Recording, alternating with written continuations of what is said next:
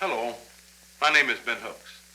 My job is Executive Director of the NAACP, the National Association for the Advancement of Colored People.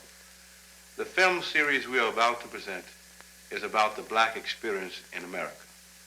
But it is about part of that experience that we don't often hear about. So I guess the ultimate sin has occurred in America, and I'm not talking about the sin of racism. It is the sin of putting these two words in a sentence.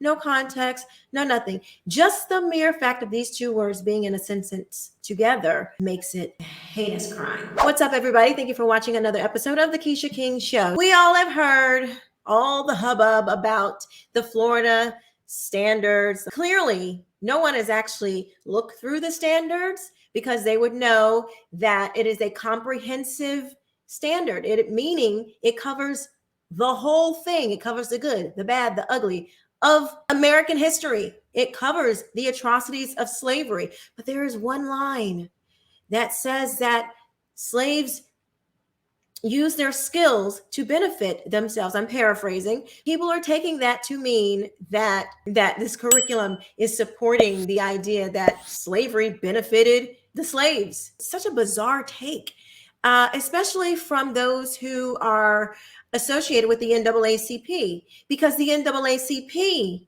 has long said that what these standards are saying, they support. Take a look. Hello, my name is Ben Hooks.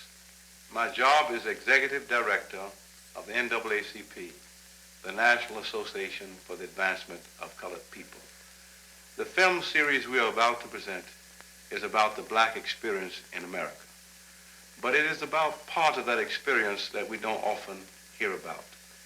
We hear about the great athletes, the funny comedians, the marvelous TV stars. Thank God for them, because they are doing a great job. But you know, we can't all do that. But what we can do, and what we have done, is to achieve equal excellence in other areas of life.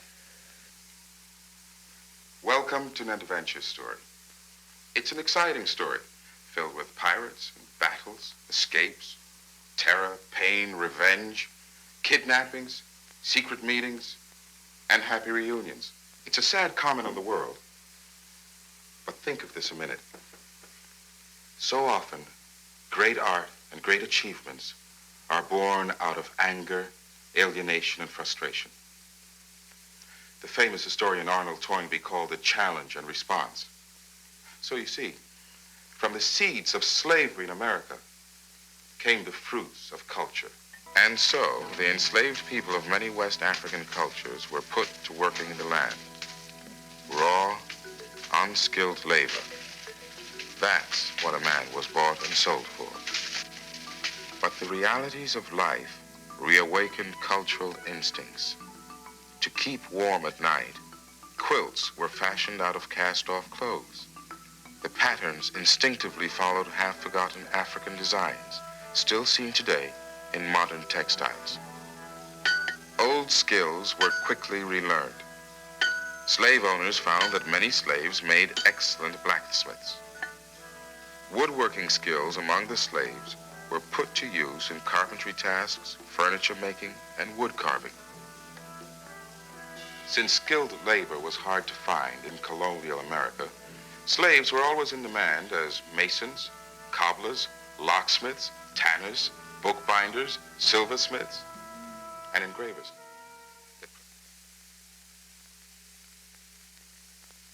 So as you can see, there are plenty of people. Booker T. Washington, which I encourage you to go watch my other video that I've done about this, has said that his skills, not just his, but other slaves too, they took their skills and yes, used it to benefit their lives. Of course, who wouldn't?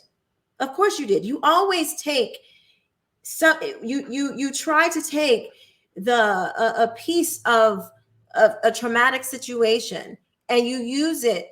It shows your resilience. It shows your resourcefulness. It shows that you are trying to overcome. Of course, anyone who goes through a traumatic situation, you're going to try to find that little piece of hope that can help you become better. So you don't just dwell in despair.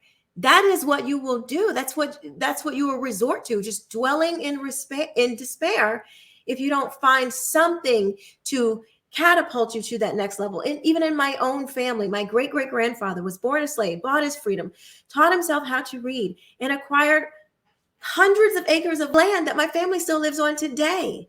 So yes, and yeah, those slaves, some of them did have skills that they brought over, even the skills that they may have learned in Africa or while they were in America. Things develop. There is one person that I have a strong beef with here in my city.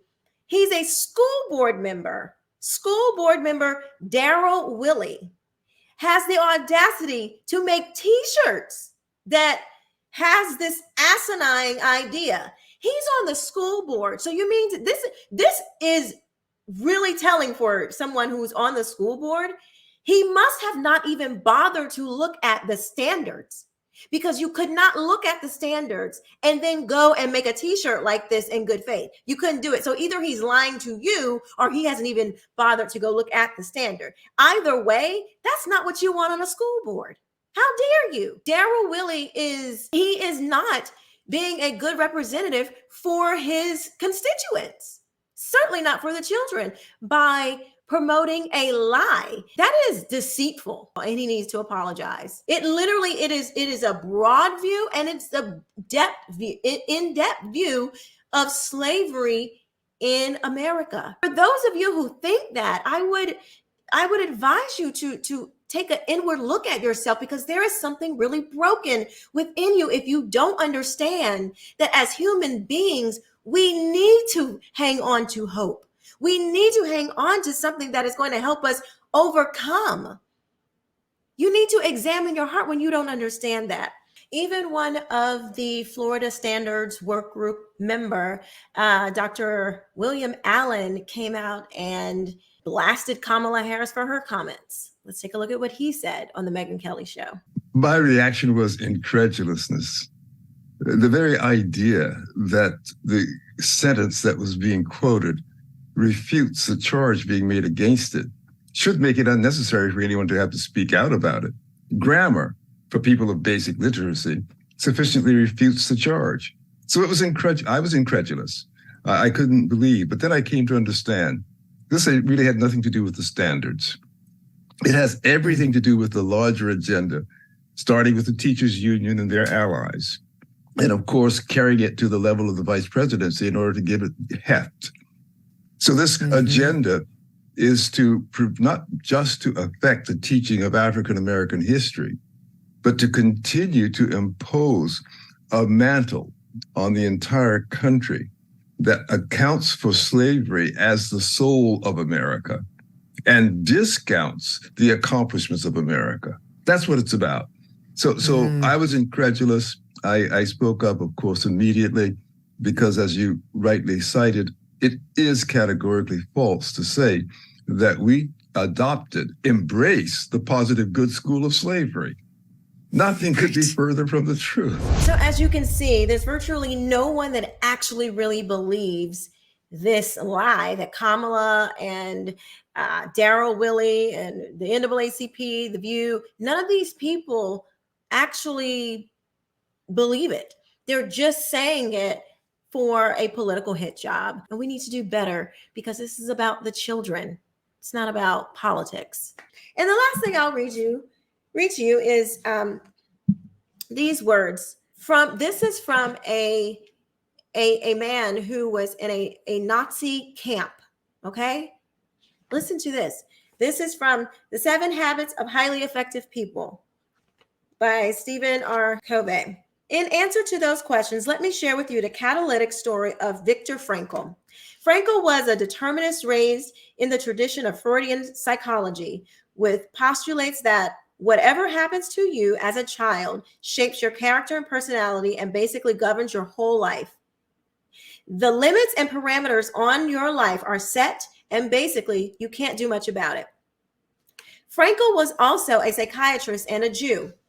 He was imprisoned in the death camps of Nazi Germany, where he experienced things that were so repugnant to our sense of decency that we shudder to even repeat them. His parents, his brother, and his wife died in the camps or were sent to the gas ovens, except for his sister. His entire family perished. Frankel himself suffered torture and innumerable indignities, never knowing from one moment to the next if his path would lead to the ovens or if he would be among the, quote, saved who would remove the bodies or shovel out the ashes, those so fated. One day, naked and alone in a small room, he began to become aware of what he later called, quote, the last of the human freedoms, end quote. The freedom his Nazi captors could not take away. They could control his entire environment. They could do what they wanted with his body. But Viktor Frankl himself was a self-aware being who could look at his observer at his very involvement. His basic identity was intact. He could decide within himself how all of this was going to affect him. Between what happened to him or the stimulus and his response to it was his freedom or power to choose that response.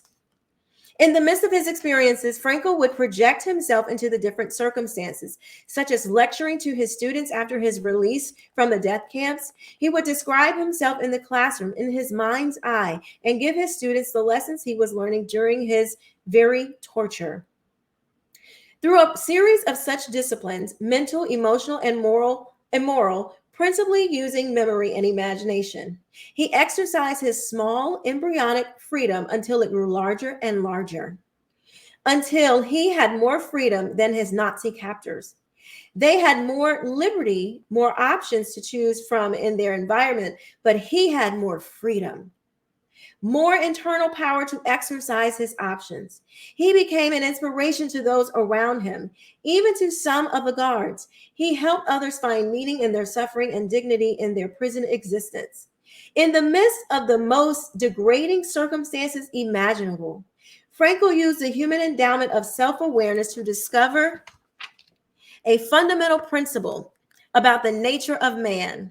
Between stimulus and response, man has the freedom to choose. Within the freedom to choose are those endowments that make us uniquely human.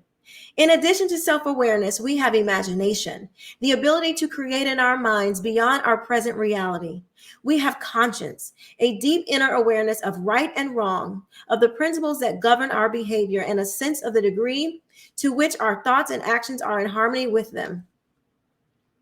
And we have an independent will, the ability to act based on our self-awareness, free of all other influences. Even the most intelligent animals have none of these endowments. To use a computer metaphor, they are programmed by instinct and or training. They can be trained to be responsible, but they can't take responsibility for that training. In other words, they can't direct it. They can't change the programming. They're not even aware of it. But because of our unique human endowment, we can write new programs for ourselves, totally apart from our instincts and training.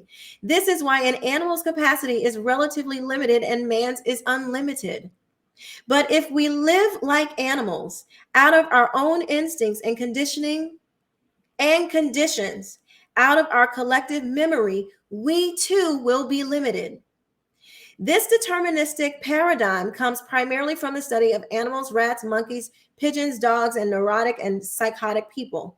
While this may meet certain criteria of some researchers because it seems measurable and predictable, the history of mankind and our own self-awareness tells us that this map doesn't describe the territory at all.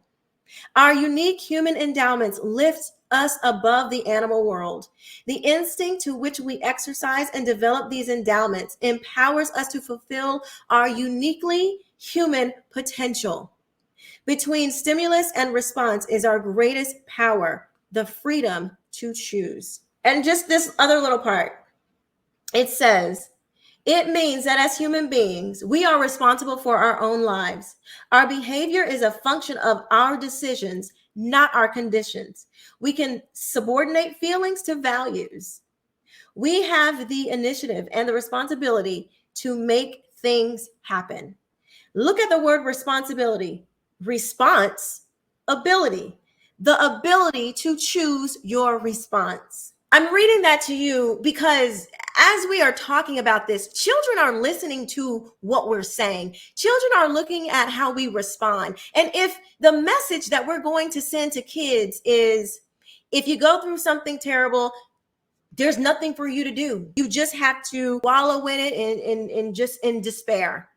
I hope I can say that that is not what we want to pass on to the next generation. We should want to pass on resilience and resourcefulness and finding something that you can hold on to that can carry you over into your next phase of life and be victors and not victims. Thank you so much for watching. Let me know what you guys think in the comment section below. I will see you next time. Bye.